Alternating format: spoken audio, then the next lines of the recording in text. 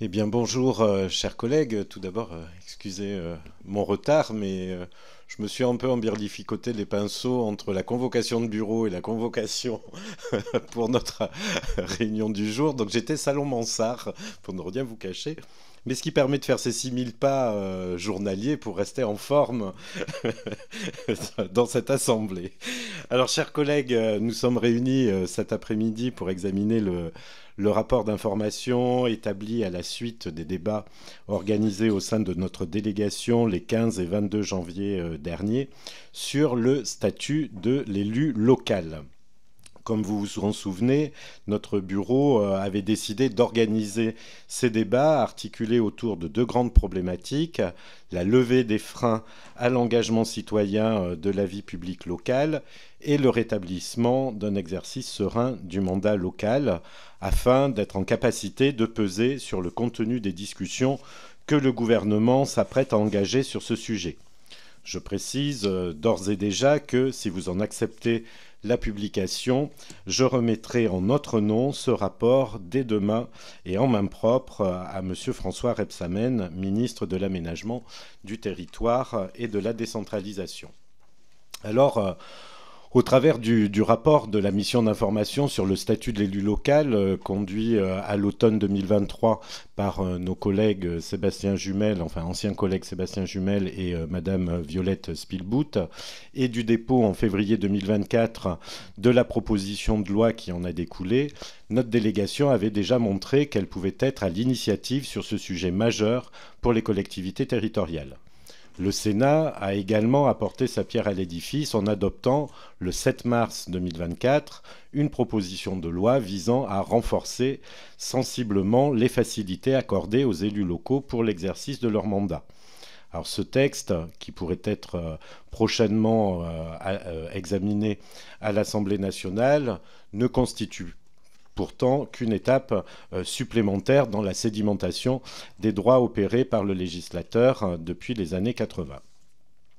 En ce qu'il rassemble dans un seul titre la plupart des droits et des obligations des élus locaux, actuellement dispersés au sein du Code général des collectivités territoriales, le texte de l'Assemblée nationale, que j'ai co-signé avec Violette Spilbout au début de l'actuelle législature, concrétise l'ambition exprimée 43 ans plus tôt par le sénateur Marcel Debarge dans son célèbre rapport au Premier ministre Pierre Mauroy sur le statut de l'élu local, pour dire que ce sujet date et, si j'ose dire, n'avance pas aussi vite que bien évidemment ce que l'on souhaite.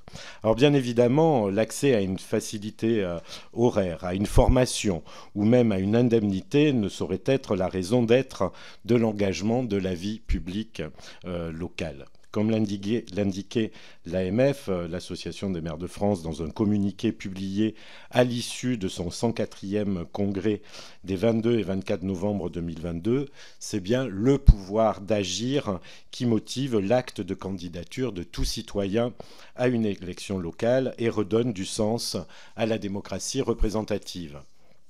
Dans une enquête réalisée en 2024 sur la santé des maires par le Centre de sociologie des organisations de Sciences Po, près d'un quart, 23,5% des élus interrogés déclarent ne pas avoir du tout les moyens d'exercer correctement leur mandat.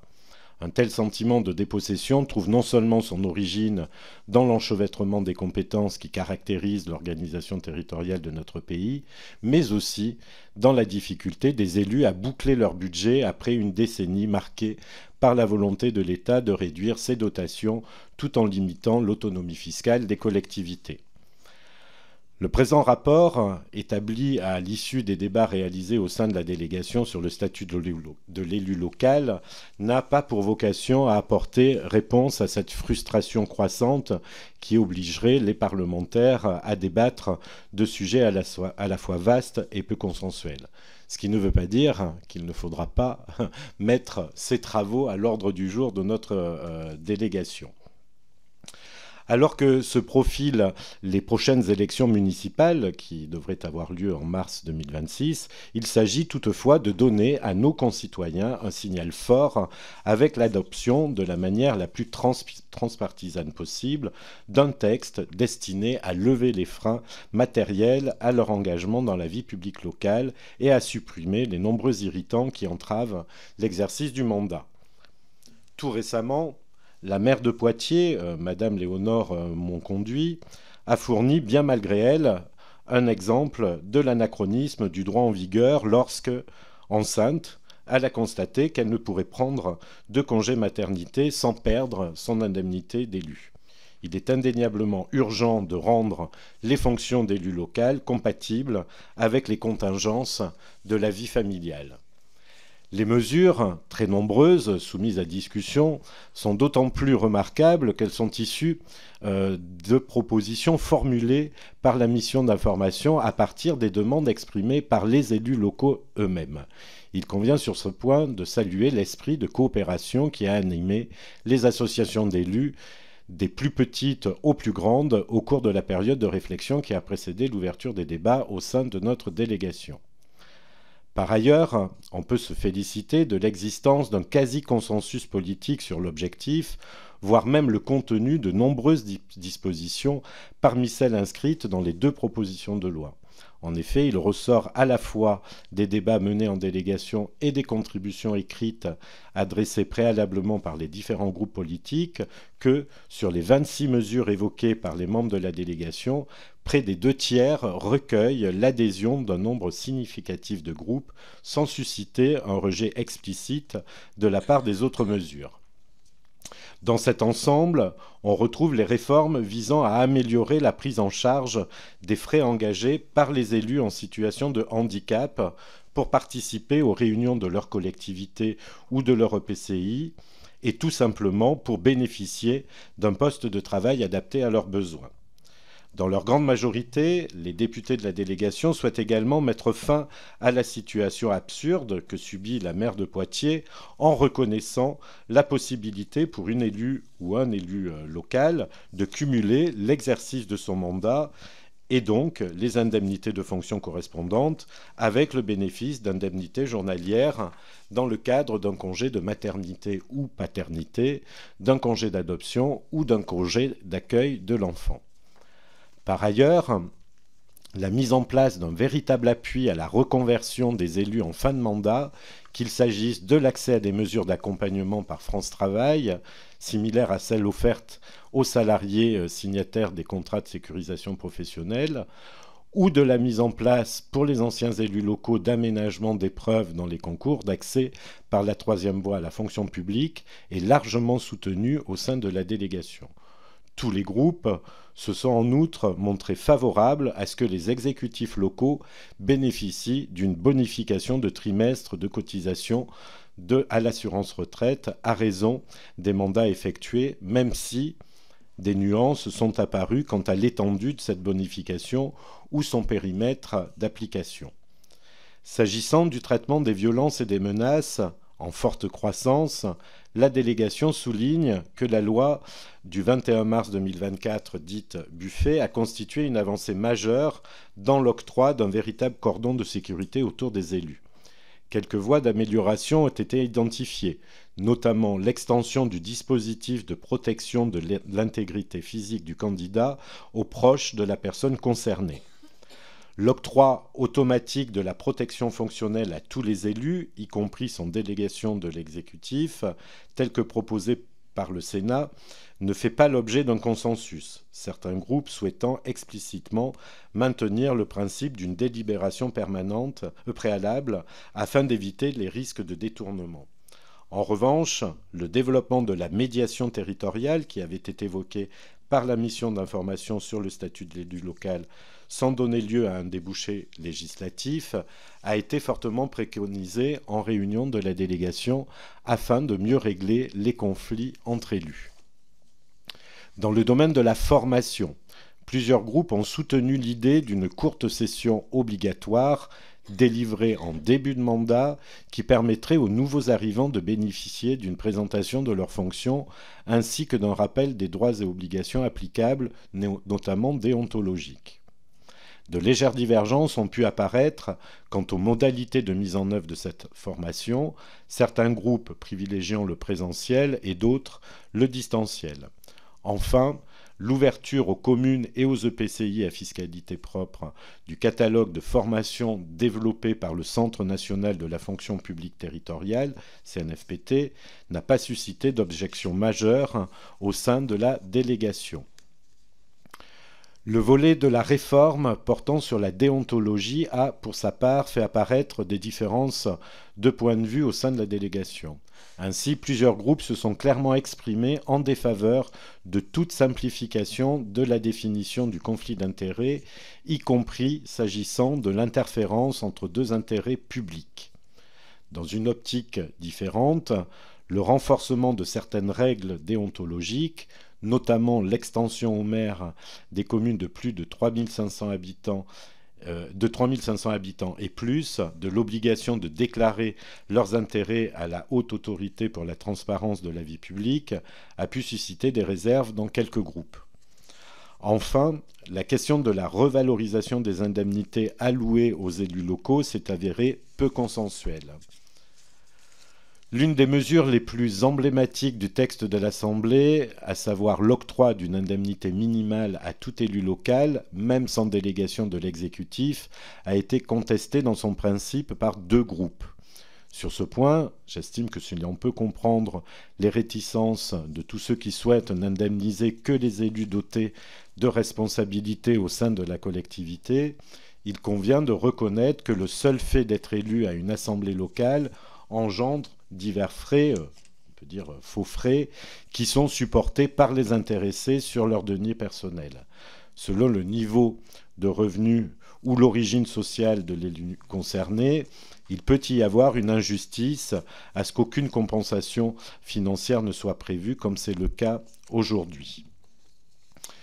Comme je l'indiquais tout à l'heure, donc le présent rapport sera remis au ministre de l'Aménagement du territoire et de la décentralisation, bien évidemment, si vous le validez. Sur chacune des mesures évoquées, notamment celles qui sont les plus consensuelles, la délégation invitera le gouvernement à les soutenir par le dépôt d'amendements à la proposition de loi sénatoriale dans l'hypothèse où celle-ci serait le véhicule législatif choisi par le gouvernement et serait inscrite à l'ordre du jour de l'Assemblée nationale. Voilà un rapide résumé des échanges que nous avons pu avoir. Je vous remercie de votre attention et vous propose à chaque groupe, si vous le souhaitez, d'intervenir et d'approfondir cette présentation.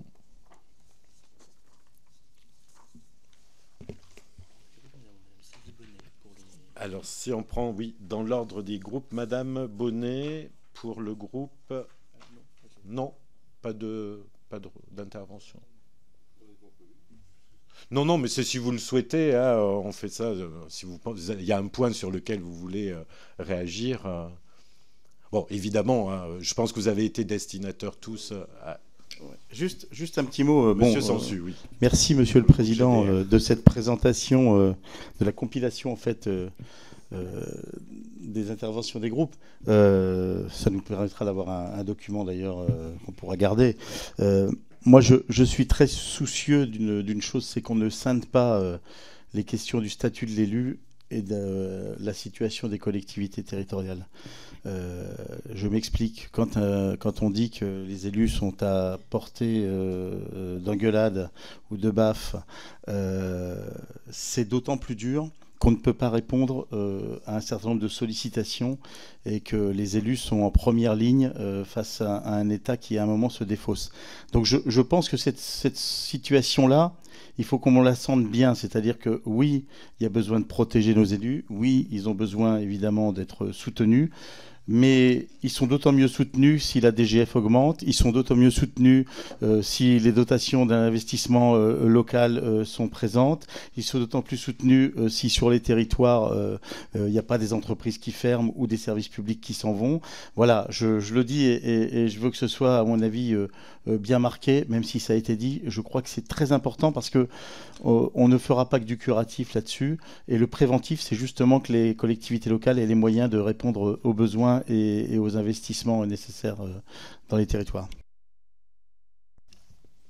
Oui, merci Monsieur Sansu, effectivement, de le rappeler. Alors c'est effectivement, ça a été dit dans nos débats au cours des 2 ateliers. C'est un sujet qui est régulièrement revenu sur la table, et c'est la raison pour laquelle d'ailleurs je le repose dans le propos introductif, et ça fait partie de mon propos introductif de présentation du rapport, qu'effectivement on peut difficilement dissocier la facilitation de l'engagement local aux moyens alloués à l'exercice du mandat. Le pouvoir d'agir, chacun utilise un peu le terme qu'il emploie. En tout cas, c'est vraiment le discours que je tiendrai en notre nom, parce que je crois qu'il y a consensus sur le sujet, au ministre Rebsamen, même si dans la traduction législative, évidemment, quand on veut aborder la facilitation de l'exercice du mandat, il y a des choses qu'on peut inscrire dans une proposition de loi et qui ne peuvent pas être, et d'autres qui ne peuvent pas être inscrites, mais pour autant, ça ne nous empêche pas à chaque fois de reposer le contexte global, la complémentarité des moyens alloués et de la facilitation de l'exercice du mandat. Je crois que c'est bien en ce sens que nous avons travaillé, et c'est pour ça aussi que je le redis, c'est-à-dire que dans la continuité de ce travail, je pense que nous avons au sein de cette délégation des travaux à conduire et qui pourraient apporter un éclairage au gouvernement sur cette question justement des moyens alloués ou à nouveau à allouer aux collectivités pour justement lever tous ces freins.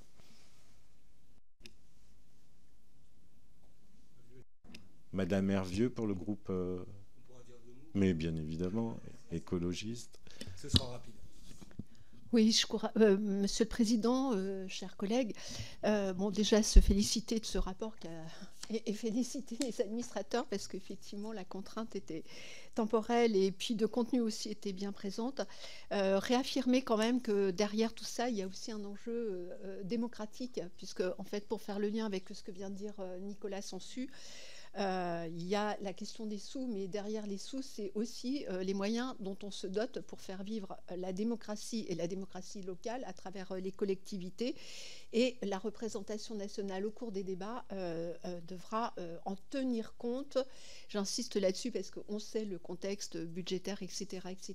Mais il n'en demeure pas moins qu'on ne pourra pas réduire ce qu'on essaye d'avancer avec ce rapport, à l'aune juste de chiffres et de colonnes plus, moins, et puis de ratios, parce que, encore une fois, la démocratie a un prix, mais c'est le prix aussi des valeurs que nous portons. Donc il faudra quand même qu'on ait dans le cadre des débats quelque chose de suffisamment fort, et je pense qu'autour de la table, on est à peu près d'accord.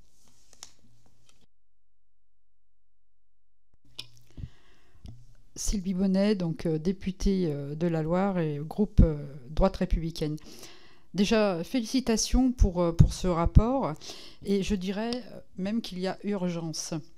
Il y a urgence parce que dans un an, nous allons avoir ces élections municipales. Et nous le savons tous, il est de plus en plus difficile de trouver des candidats dans nos petites communes qui aient envie bien sûr de s'impliquer et qui en aient le temps.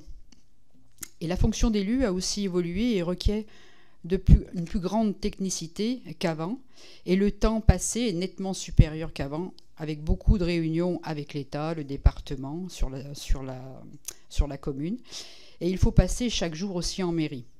C'est très valorisant, mais c'est très prenant. Et tout est sur le dos du maire, il faut bien le dire, car parfois les adjoints ou les conseillers municipaux ont parfois du mal à prendre des décisions sans l'aval du maire. C'est toute la différence avec les grandes communes. Les grandes communes, elles ont des DGS, elles ont des services qui peuvent parer à l'absence du maire. D'où l'importance d'accompagner un peu plus le maire, les adjoints, les conseillers, par une revalorisation bien sûr des indemnités, ne pas avoir de perte de salaire, c'est important, que les employeurs puissent libérer aussi les élus pour pouvoir pallier bien sûr à cette mission, et puis aussi bien sûr plus de protection vis-à-vis du maire, des adjoints, des conseillers, mais aussi de la famille aussi. Voilà ce que je voulais dire.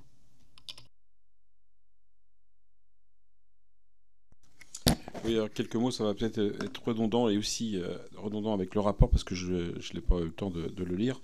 Pour moi, donc d'abord, je rappelle, on l'avait dit lors des différents débats que nous avons eus les uns et les autres et ensemble sur l'urgence de voir cette loi, je dirais, arriver dans l'hémicycle parce que les élections sont prévues deuxième quinzaine de mars 2026 et nos collègues et les futurs candidats attendent un petit peu ce texte-là pour s'engager ou non, d'ailleurs, soit dans un renouvellement, soit dans une volonté de pouvoir se positionner sur cette élection municipale de 2026. Rappelez que je pense que nous avons tous été plus ou moins des élus locaux, et maires certainement pour certains d'entre nous.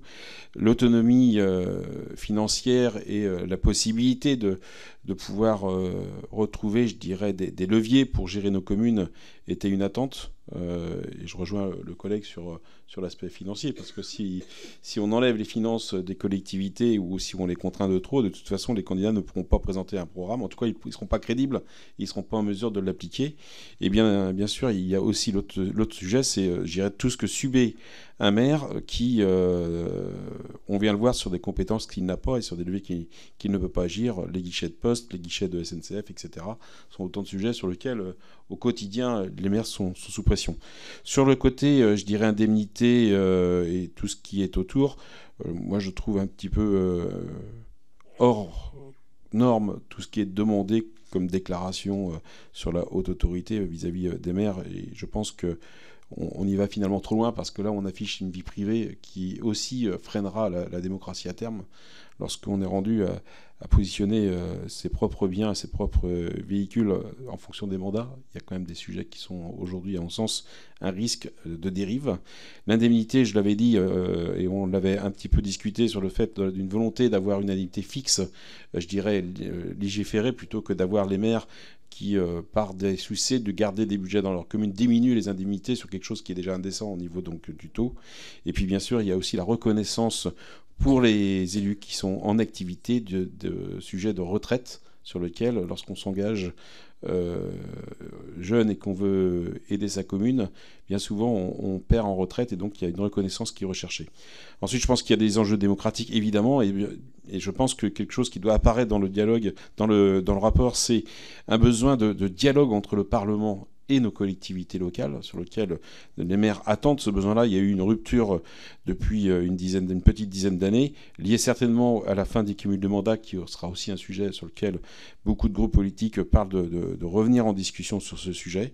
Et ensuite, un dernier point que je souhaite qu'il apparaisse dans ce rapport, c'est la nécessité d'inscrire, je dirais, des outils liés à la santé mentale de nos élus locaux, sur lesquels ils ont évidemment beaucoup de stress. J'ai pas l'habitude de dire qu'un maire ne dort jamais sur deux oreilles. Il y a toujours une oreille qui est attentive à ce téléphone qui n'est jamais éteint, 24 heures sur 24, 365 jours sur 365, y compris lorsque nous sommes en vacances. Nous quittons bien souvent nos familles pour téléphoner discrètement à sa secrétaire pour savoir si tout se passe bien sur nos communes françaises. Voilà ce que je voudrais rajouter sur ce rapport. Merci.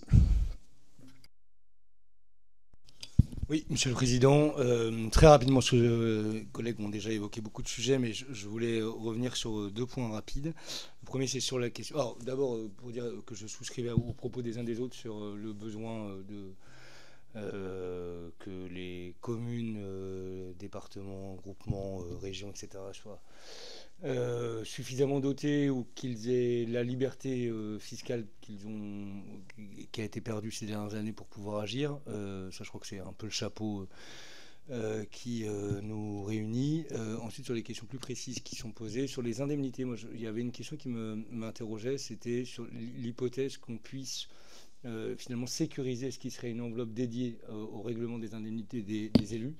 Ce que je constate quand même dans des petites communes qui n'ont pas forcément beaucoup de moyens, des arbitrages parfois difficiles entre est-ce qu'on va soutenir le monde associatif ou tel service communal plutôt que de payer raisonnablement les élus. Je trouve qu'au-delà des barèmes, la question de pouvoir sanctuariser des moyens qui soient dédiés et non fongibles, exactement, qui oblige en réalité à ce que les uns les autres puissent s'indemniser. Ça nous évite aussi des mauvaises campagnes qui seraient de nature à dire que les uns préfèrent les indemnités aux associations ou l'inverse. Bref, je pense que c'est un point qui me paraît important à traiter. Et deuxième question qui relève plus qui renvoie plutôt au champ des conflits d'intérêts ou autres difficultés liées aux gestions de faits. On a dans les dernières lois de modernisation de l'action publique souhaité régler un certain nombre de problèmes de cette nature. En réalité, dans beaucoup de collectivités, ça s'est traduit par le renforcement de situations assez baroques. Moi, je me souviens que dans l'exercice de mes fonctions de vice-président de Rennes Métropole, je passais mon temps à sortir des assemblées délibérantes au moment où les délibérations concernant ma propre délégation étaient interrogées parce que elle concernait des structures dans lesquelles j'étais obligé de siéger en qualité de vice-président en charge de la jeunesse à l'époque. Je vais donner un exemple, mais les missions locales, par exemple, qui ont un statut associatif, qui avait WICARE, la mission locale du bassin du Pays de Rennes, qui a un statut associatif, est composée d'élus des communes. Et c'est bien dans un cas assez important de figure, c'est le bras armé de la politique jeunesse et d'insertion de la collectivité. Chaque fois qu'on attribuait une subvention et donc qu'on dotait notre politique de capacité à faire, tous les élus concernés devaient sortir de l'Assemblée délibérante et ne pouvaient pas participer au débat. Et lorsqu'on a eu l'occasion de rencontrer à l'époque Didier Migaud, quand il était président de la Haute Autorité pour la transparence de la vie publique, il nous avait indiqué que non seulement on devait sortir de l'Assemblée délibérante, mais on ne devait pas avoir été en situation de discuter quelconque décision dans le domaine concerné. Donc, si je résumais la situation, ça signifiait qu'en tant que vice-président à la jeunesse, je ne pouvais discuter d'aucune des délibérations qui concernent les structures en charge de mettre en œuvre la politique de jeunesse. Bon, c'est juste un exemple pour dire que je pense qu'il y a des choses un peu à toiletter dans ce registre-là parce que qui sont manifestement pas cohérentes et pas opérationnelles. Alors sur ce dernier point, c'est justement un point qui n'est pas consensuel au sein des travaux qui ont été conduits. C'est ce que j'expliquais sur le conflit d'intérêts public-public. Tous les groupes n'ont pas la même vision des choses, ce qui n'empêchera pas chacun des groupes, le moment venu, si nous arrivons à faire arriver ce sujet en discussion à l'Assemblée, effectivement d'y revenir au travers de la possibilité de dépôt d'amendements par chacun des groupes, peut-être redonner un peu la méthode de travail qu'on s'était donnée. Si on a accéléré ce travail sur le statut de l'élu local, c'est qu'on est tous convaincus ici qu'il est temps. La ministre, comment elle a dit ? Il est temps de conclure, disait la ministre Gatel hier, lorsqu'on a...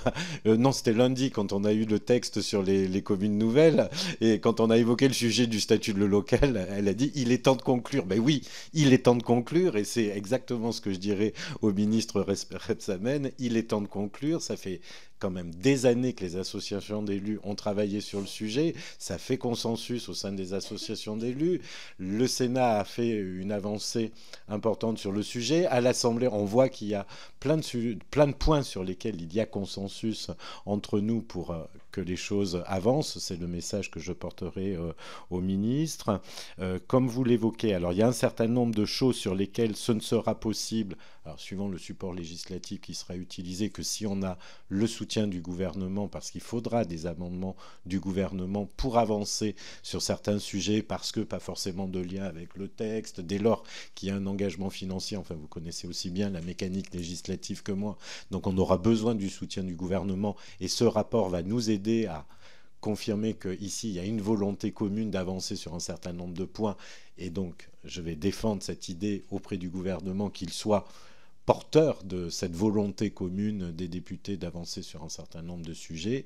Bien évidemment, pour ceux qui sont moins consensuels, chacune et chacun pourra, au travers des amendements qu'il pour apporter au moment de l'examen du texte, eh bien, soumettre à discussion et faire avancer le sujet. Et je sais qu'il y a certains sujets, moi j'ai voulu faire ressortir ce qui faisait le plus large consensus, mais il y a des sujets qui n'ont pas le plus large consensus, mais qui pour autant peuvent être votés dans le cadre de dépôt d'amendements en recueillant suffisamment de soutien au sein de notre Assemblée.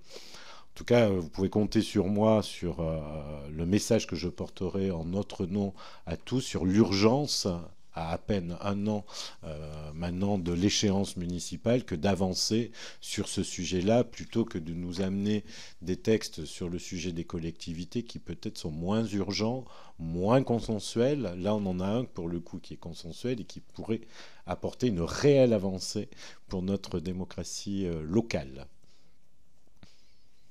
Est-ce qu'il y a d'autres prises? Oui, Madame Ferrari, si vous souhaitez intervenir. Non, merci, Monsieur le Président. Simplement, vous m'excusez pour mon retard. Mais vous êtes tout excusé. Merci.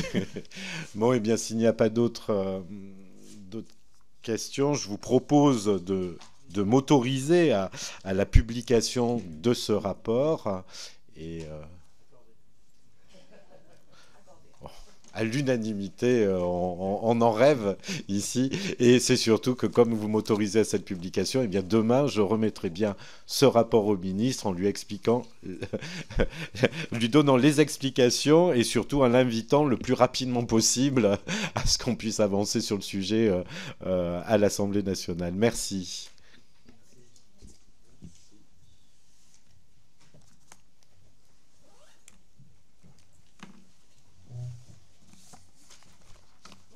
Bonjour. Je pensais pas être toute seule, mais bon. Eh bien si.